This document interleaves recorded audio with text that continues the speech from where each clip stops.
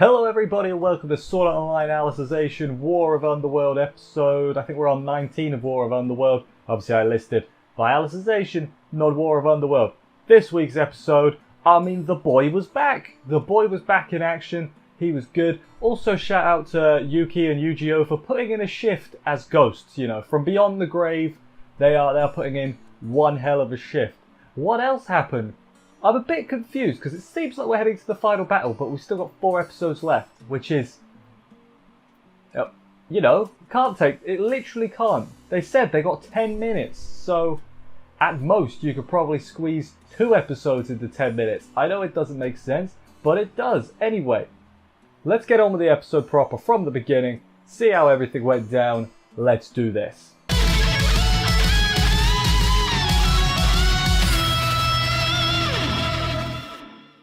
Kirito returned. That was the thing that happened. Everyone's very happy. Everyone's like, Kirito, yes, you know. Then he uses the Force to get the Night Sky Sword back. I don't have a problem with that. Further proof that Sword Art Online is just Star Wars if you squint hard enough. And then Puzz is all like, Showtime continues, and continues Showtime. Kirito starts fighting him, and then we come to the sudden conclusion that, oh my god, Kirito kinda sucks. He's properly getting his ass kicked, and Puzz like, put the other sword down, it's broken in half, it can't do nothing. Use your hand for more strength. And Kirito's like, no, I don't want to. And I'm like, okay Kirito, I get it, that was your friends, but you're gonna lose if you keep this up. Then he says like, hey, if you don't kill all those frozen people, they're gonna kill all your friends, and you know, you don't want that, Kirito, so you gotta kill them. And Kirito's like, no. A lot of Kirito being stroppy, even though he's getting his ass kicked. But luckily, thankfully, I guess, there's a ghost about. T spots him first. It's Yu-Gi-Oh! Although from everyone's reaction, it seems like they all see him because they're all like, "Whoa, what's that?" Or they're like, "Whoa, that sword got a lot lighter all of a sudden." Basically, Ghost Yu-Gi-Oh! Shows up and helps Kirito hold back Puzz and is like, "Now, Kirito, come on." Starts pushing him back. They do a release recollection, which logs out all the players trapped in ice, so that's good, that was helpful, and also regrew the Blue Rose sword, so yeah, fair enough. Also then Puzz tries to get more energy. Ghost Yuki shows up to tell Asuna basically, hey, it ain't gonna work, chief, and everyone here wants a fun world and there's no hatred, so he can't absorb the energy, basically, so that's nice. Good, thanks Ghost Yuki for putting in a shift. I thought you flew out into the abyss last episode, but I guess you can come back. Kirito again, release recollection, but with the other sword now, the Night Sky Sword, to absorb all the energy, which he can do, and then he grows his outfit. He grows his outfit back. Black Swordsman Kirito is back properly, and it was such a moment. Asuna saw it, it was like, oh my god, I know that outfit. That's from the Aincrad land. I know what I'm doing. And then the fight starts properly. We got everything going. The final. It's time to end this. Kirito versus Puzz. They got the Alicization Swordland playing. It's great. It's far from a one-sided fight though. Kirito is not, you know, it's Kirito. You expect him to just destroy him. But no, Puzz can actually hold his own a little bit. But eventually, after a very good fight, a very well-animated fight, I haven't got very many notes on it. It was good. At one point, Puzz like splits himself into 3, but they're like illusions, I guess. It was all very nice and very epic with the music. Everything was great there. What else? Oh, I think also earlier they played Yu-Gi-Oh's theme, like when he was using the Blue Rose sword and regrowing that. That was also a pretty nice touch. Eventually Kirito, with his yellow eyes, which is always important, he breaks Puzz's sword, which of course was probably keeping him alive, and also cuts off his arm. Oh, and there was a big old explosion, so Puzz kind of lost that one. He kind of lost that one indeed. However, he's not dead somehow. He basically says, I'll never stop coming after you, I'm going to chase you forever, Kirito and Asuna specifically. The rest of you I don't really care about, just you two specifically, because you're the main characters. And Kirito's like, that's not going to happen though. So basically Kirito then turns Puzz into a tree. And it had the super budget animation for some reason, but okay, whatever. Turns him into a tree, so that he can't get out, and he can't get out of the underworld because he'll be stuck in the tree, or something. It was very strange, but because it was a tree, I guess he wouldn't die, or his soul wouldn't die. Not too sure how that stopped them from unplugging him, but maybe that's just me. And then he did have a good quip. He was like, maybe someday some kids will come and start chopping at you with an axe. And I'm like, Kirito, I get it. That was you in Yu-Gi-Oh! It's great. You could be holding a person and you don't even know it right now, Kirito. How odd is that? After dealing with the trash, Kirito restores everyone's HP with the energy he gathered in his sword. The spare one, I guess. Everyone is happy to see him. Who's front and center to give him a big old hug? It's not Asuna. It's not any of his waifus. Of course, it's your boy, Klein, front and center. Everyone else comes too, like Ronnie and Lena are up there quite quick. But Klein was number one. Let's not forget that. Yu-Gi-Oh! Step aside. Klein is a living person, so that's the thing that happened. And then, just the most... It made me laugh, honestly. The tree thing made me laugh a little bit too, because, like, of course, that makes total sense. But then, literally, everybody in the Human Empire army starts kneeling to Kirito as if he's their saviour, and Redley's like, I knew he would be the one to save us, and it's like... It knows, doesn't it? SAO knows what it is now. They know Kirito, everyone memes that Kirito is Jesus Kun. They know it, and they're playing into it. Genius. I'm saying it's genius because it came across like they were so aware of it. They were like, we know what we're doing.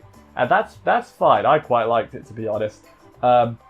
Basically, then Kirito's all like, oh, it gives Asuna a big old hug. Let's go rescue Alice and everything. People were complaining they cut out a kiss thing, and I'm like, does it matter that much, really? Like, in the grand scheme of things? Like, there are way bigger things to complain about, and people are like, terrible episode, they cut out this... That's just the anime community in general. I'm not gonna get into that. Big old hug, as I say. Then they start flying. Kirito can fly. He's using the aerial elements before people, you know, are like, it's BS. Kirito can't fly. I guess he was sort of copying what he saw the oh god, what was her name? I don't think she had a name. The elevator assistant lady in the cathedral. Basically copying that, I assume. They fly off to go and save Alice and the day and everyone. Because, as I said, it looks like we're heading towards the final battle. However, there is a few things gotta deal with first of all. Back to the real world we go. The bad guy, he can't resume the acceleration. The FTL, I think it was, acceleration. Some other guy's like, I'll take care of it. We later find out he just shot the machine, I assume. So, that's one way to do it, I guess. Higa hears Kirito is better, but that's good. All the external players have been logged out. That is good for the most part, because the Dark Territory, I mean, they don't really want to fight anymore. So the war is basically over at this point, when you think about it. Like, the war is over. Obviously, they got to take out the general, but other than that, they've pretty much dealt with it. Then it's 15 minutes till max acceleration, which is 5 million times regular speed. So Higa and Kikoga are like, alright, we're gonna go disengage that. By the way, we got Kirito on the phone, basically. We got a direct line to Kirito.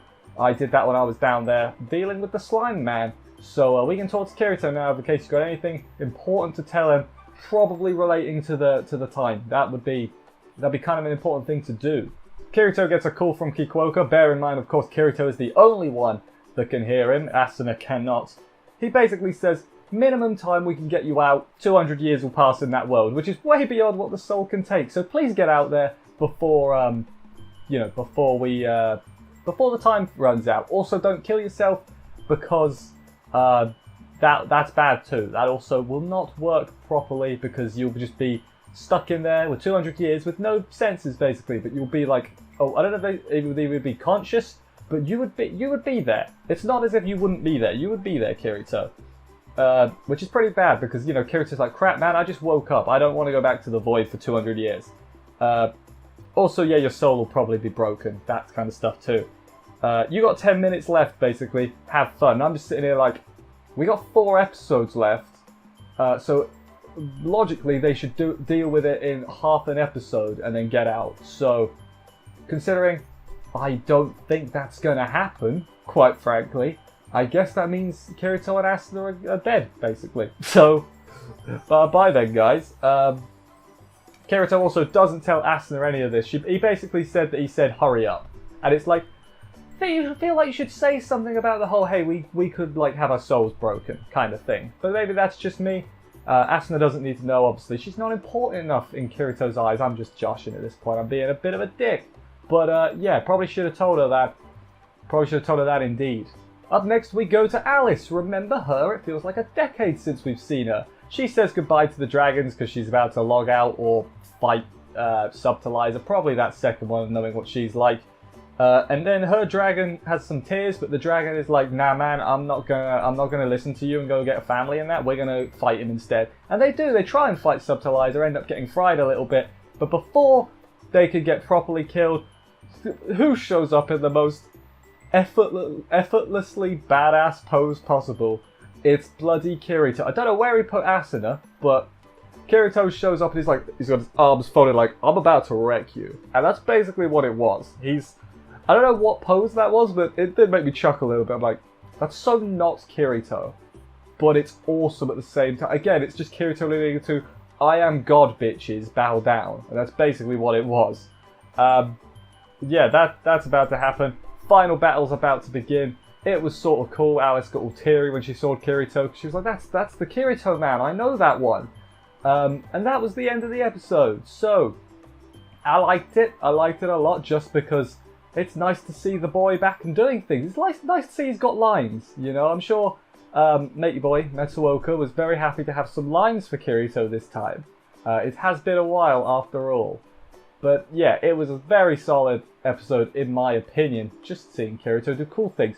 Really confused about how they're going to wrap it up in 4 episodes, as in it's going to take that long. Like, is the final battle going to be that awesome? Also, looks like the final battle is going to be what I wanted, which was going to be Kirito, Asuna, and Alice against Subtilizer, who probably is going to turn into Zekrom if the opening is any indication. But hey, what do I know? Anyway, let's get to my favourite part of the episode. You'll never guess what it was. You will actually, because it's pretty obvious what it was. It was Kirito dual-wielding versus Puzz. Of course it was that. How could it be anything else? It was really awesome, really well animated. Also, you could watch it again, like right here, because it's here. It's a lot more interesting than me doing Puzz turning into a tree, is there? But no, it is just nice to see Kirito being Kirito again. I know it's sort of a meme at this point. It's like, oh, he's Kirito, he's ridiculously OP, yada yada. But no, I feel like at this point, you know what you're getting in for. So it's like, it's a good thing, in my opinion. That's just me. I'm not going to get into a fight with people, because quite frankly, words are hard. I don't care that much. So anyway, solid episode again. Feels weird that they've only got 4 episodes left. I don't know what the hell I'm going to do when it's finished. Like, no sword art? No more sword art for ages? I can't deal with that. Announce like 50 spin-offs. I'll watch them all, I promise. Anyway, thank you everybody for watching this review. I hope you enjoyed it. If you did, please consider subscribing and stuff. For more reviews, that would help me out a lot. I will see you next week for another episode of this. Take care, and bye guys.